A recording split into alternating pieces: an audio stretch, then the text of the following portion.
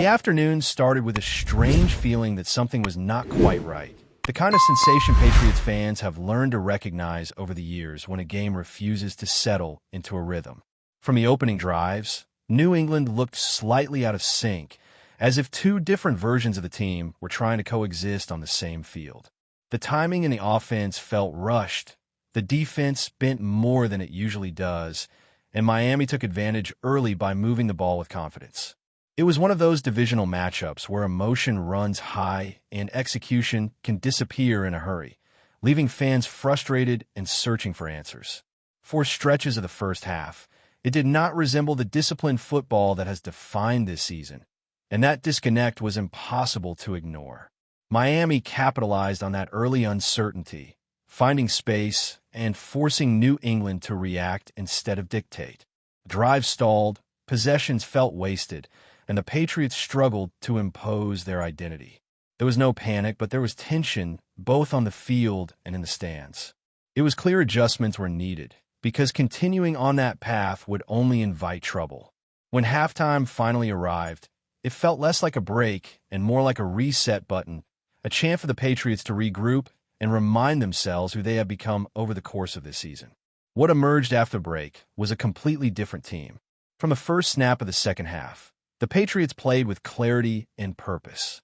The offense slowed the game down, controlled the tempo, and stopped forcing plays that were not there. The defense tightened its grip, closing lanes and applying pressure with renewed intensity.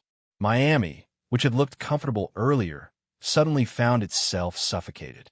Every possession became harder, every decision more rushed, and every mistake more costly. The momentum shifted decisively, and once it did, it never came back. The second half turned into a showcase of control. New England shut Miami out completely after halftime, transforming a frustrating afternoon into a dominant statement. The final score of 38-10 reflected not just points on a scoreboard, but authority. This was not about surviving a divisional game. It was about taking command of it, securing a 14th win of the regular season while limiting losses to just 3 and locking up the number 2 seed in the conference felt almost unreal considering the conversations surrounding this team months ago. Expectations were modest, optimism cautious, and yet here the Patriots stood, having earned their position through steady improvement and an ability to learn from early adversity. At the center of that growth has been DRAKE MAYE, and this game was another example of his maturity. His stat line will not dominate headlines for those who only glance at numbers, but his impact was undeniable. Completing 14 passes for 191 yards and a touchdown, he played with efficiency and composure. There were no reckless throws, no unnecessary risks, and no moments where he tried to force the spotlight onto himself. He managed the game, protected the football, and made decisions that kept the offense balanced. A quarterback rating above 100 with 0 turnovers tells a story of discipline, especially in a divisional matchup where mistakes are often magnified. What stood out most was how comfortable he looked within the structure of the offense. He extended plays with his legs when needed, punished defenses that lost containment, and understood when patience was the better option. That kind of awareness is rare, especially for a quarterback still early in his professional journey. He did not need to dominate through the air because the game presented another path to victory, and he embraced it fully. That path ran directly through Ramondre Stevenson. The running game became the heartbeat of the second half, and Stevenson was unstoppable.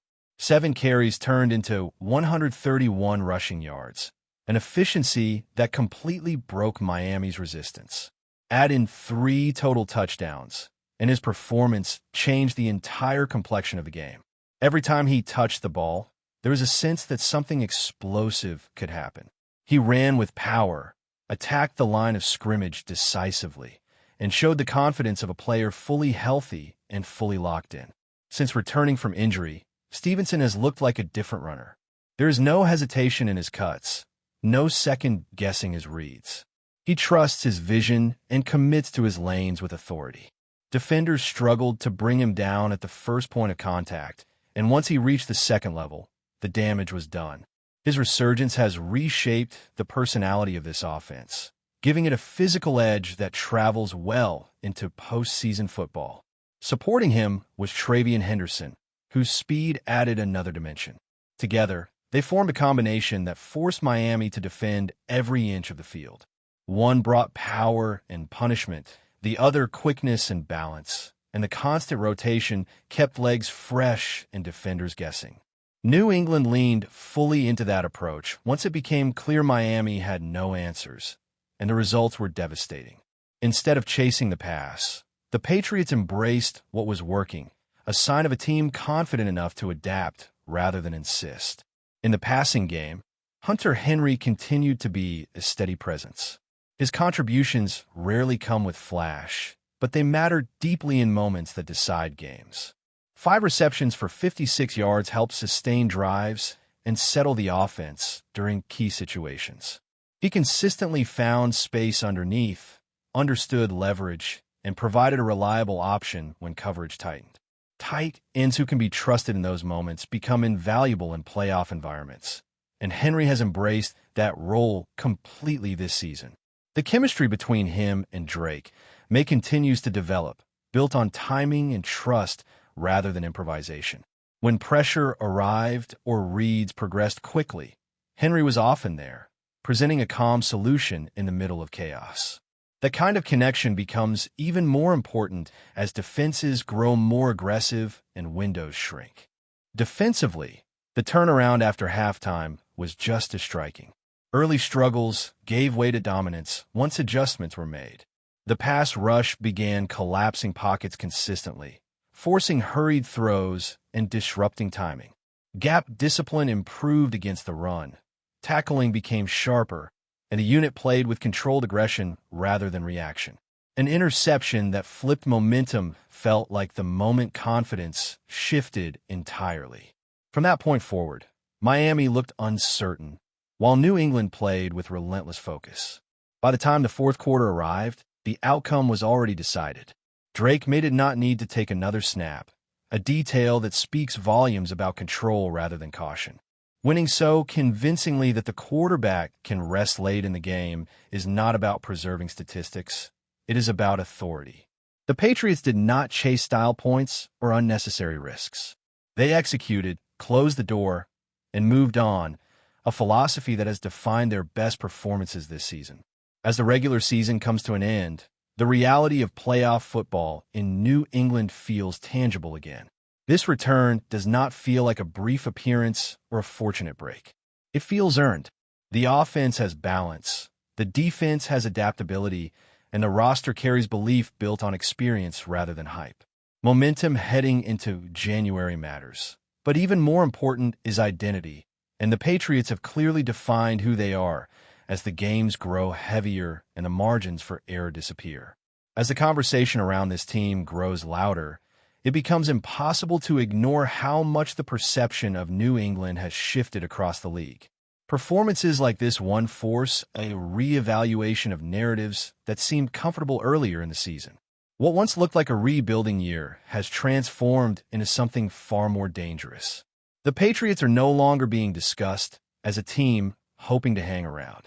They are being viewed as a group capable of imposing its will, especially when games demand patience, discipline, and resilience. That change in perception did not happen overnight, and it did not come from one explosive performance. It was built through weeks of steady growth and an understanding of how to win in different ways. DRAKE Maye sits at the center of that shift, not because he demands attention, but because his influence on games has become undeniable. He does not rely on inflated numbers to validate his impact. Instead, he controls tempo, manages situations, and makes decisions that consistently put the team in favorable positions. Against Miami, his mobility added a subtle but important layer. Extending plays, escaping pressure, and punishing defenses that lost discipline kept drives alive and wore down resistance. Those contributions rarely dominate box scores, but they shape outcomes, especially in high-leverage moments. What makes his season even more impressive is the context in which it has unfolded. He has elevated those around him rather than depending on a flawless environment. The offense does not feel rigid or predictable. It adapts based on what defense is present, and that flexibility begins with the quarterback. There's a calm presence when he is under center, an understanding that every possession does not need fireworks to be successful. Sometimes controlling field position matters more. Sometimes patience is the weapon. That awareness reflects a maturity beyond his years and suggests a quarterback who understands the deeper demands of professional football. The ripple effect of that mindset is most visible in the backfield. Ramondre Stevenson's resurgence has reshaped the identity of this offense. Since returning healthy, he has run with authority, attacking defenders rather than waiting for lanes to appear. His vision through traffic has sharpened, and his burst through the second level has turned routine carries into game-changing moments. Defenses that overcommit to stopping him quickly learn how dangerous that approach can be, especially when speed enters the equation behind him. Travion Henderson has embraced his role perfectly, providing balance and explosiveness. His presence prevents defenses from settling, forcing constant adjustments. When one runner pounds the interior and the other threatens the edges, control becomes inevitable. Together, they have transformed the running game into a true weapon, one that dictates terms instead of reacting. That kind of balance becomes invaluable in January, when conditions tighten and physicality often determines outcomes. The receiving group has also embraced efficiency over volume.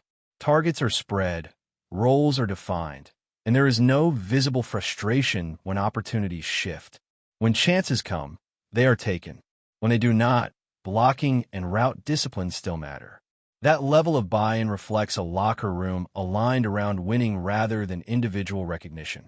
Tight ends have been especially important in bridging gaps when coverage compresses, and Hunter Henry's reliability has made him a trusted presence in critical moments. Defensively, growth has mirrored the offense's evolution. This unit has learned how to weather early storms without panic. Early drives no longer dictate the tone of entire games. Halftime adjustments have become a strength, and the pass rush has found its rhythm at exactly the right time. When pressure arrives without excessive blitzing, the entire defense benefits. Quarterbacks hesitate, windows shrink, and mistakes follow. That formula becomes even more dangerous in playoff football, where one rush decision can swing everything. There are still areas that demand attention, and this group knows it. Coverage choices have occasionally leaned conservative, allowing short completions that keep opponents on schedule. Against elite offenses, that margin can be risky. At times, greater aggression may be required to disrupt timing and force difficult throws. The encouraging part is that the personnel appears capable of making that adjustment. When the Patriots play assertively, they look like a defense that can dictate rather than react, and that mindset often defines postseason success. Special teams have quietly added another layer of confidence.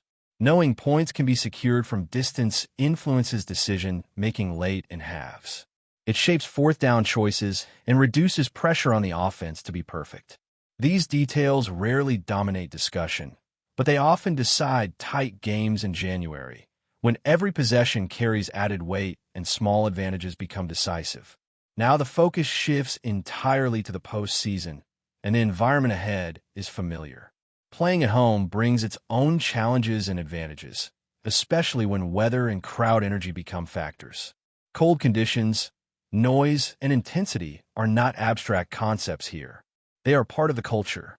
This team understands what it means to protect its home field, and the energy surrounding the organization reflects that understanding.